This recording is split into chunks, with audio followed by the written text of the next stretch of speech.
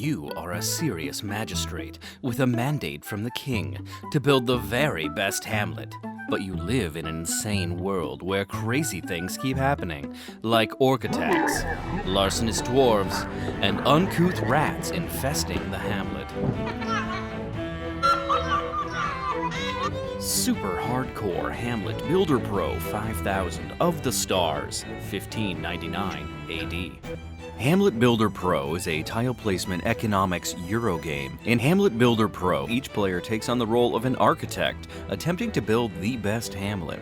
To create the best hamlet, you will need to maximize your building's score, denoted on the back of the buildings, the overall military score, the overall culture score, both listed on your score mat. These three numbers summed create your game's score. The game is set up by placing all green tiles into the green bag, all purple tiles into the purple bag, and all black tiles are placed in the middle of the table, in stacks based upon the front image.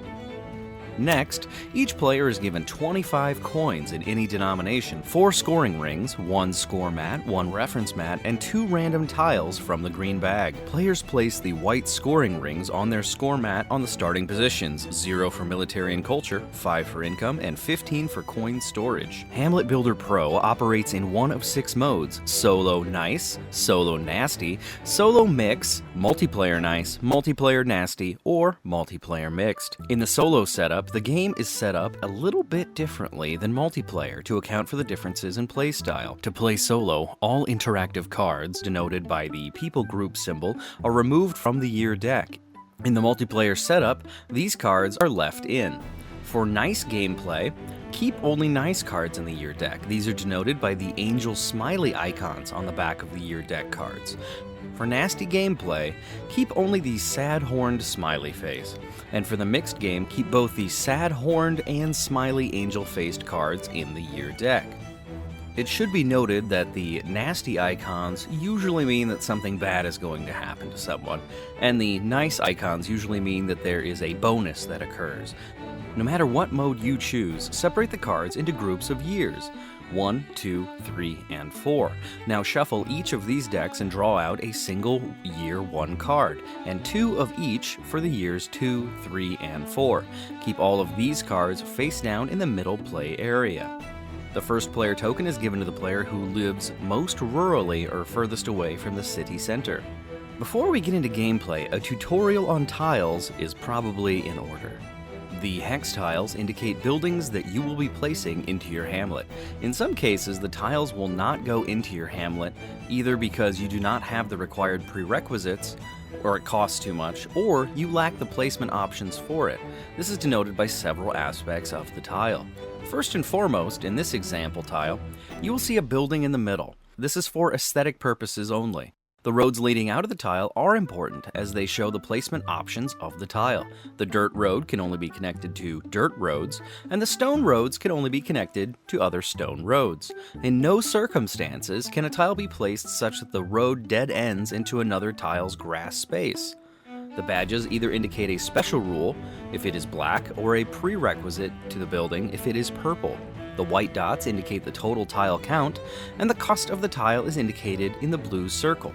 The yellow badge at the bottom of the tile indicates the number of culture points you gain by building this building. The red star at the bottom indicates the number of military points. The green symbol shows an increase in income, and the orange diamond indicates the maximum amount of coins that can be carried over to the next round. As these buildings are added into your hamlet, the stats of these buildings increase your overall hamlet's values, as shown on the score mat. Additionally, on the back of the tiles is the point value of that tile. All purple tiles are worth 2 points, all green tiles are worth 1 point, and all black are worth 0 points at the end of the game. This diagram shows the proper placement of tiles. Note that water can border grasslands. In this example, all dirt roads lead to dirt roads, and all stone roads lead to stone roads. The smelter, the one with the purple badge in the middle, requires a mine to exist, and the mine exists up north of there. And the blacksmith at the bottom of the hamlet, also with a purple badge, requires a smelter to exist in the hamlet. The hamlet is well on its way to being a great hamlet. Now, let's look at an incorrect placement of tiles. In this example, we see a dirt path colliding with a stone path. the dead end of the dirt road into a grassy area, a tile that doesn't connect to any roads, and a blacksmith does not have a smelter, so the prerequisites are not met. This hamlet would not stand up to the king's approval. There are some other aspects of tile laying that may prove wise to freshen up on as you play the game, like some buildings help generate more income and military, but this tutorial has probably shown you enough already of the basics. Let's head back to how to play the game. Hamlet Builder Pro is played over the course of 7 years, and each year is a new event. A forecast begins the year, and the top card is drawn from the year deck. It is read out loud to all players. In this example, homesteading. At the end of the year, each player will collect their income and discard down to their coin storage limit, as normal. But this year there's a bonus condition, and that whichever player is able to construct more buildings will get a bonus coin for each building they built. But the king isn't so cruel so as to ignore those in need. The player with the lowest number of buildings built gets +1 income to their score mat and 3 gold coins. Again, this is to be determined at the end of the round. This allows a player to vie for the bonus or prepare for the condition in question. Now, players draw 3 tiles from any of the bags, purple or green, into their build queue. It is highly recommended that the first few rounds to draw from the green bag, as the purple bag tiles costs start at 15 coins and go up to 30. The green bag is much more affordable, starting at a cost of 1 coin and going up to 15. Once players have drawn their tiles, they add them to their build queue. Now players begin to build their hamlet, paying the costs and paying close attention to any prerequisites. Players are able to build their hamlet from the build queue and single tile chosen from the central black-backed buildings in the middle of the table. Once a tile is placed, you cannot move it. After the building phase, all remaining tiles in the build queue except one is passed to the other players going clockwise. Once all players have passed their building plans clockwise, you can accept the ones passed to you. After the passing of building plans, the year card is assessed. In our example, each player draws their income and discards down until they are at their coin storage limit.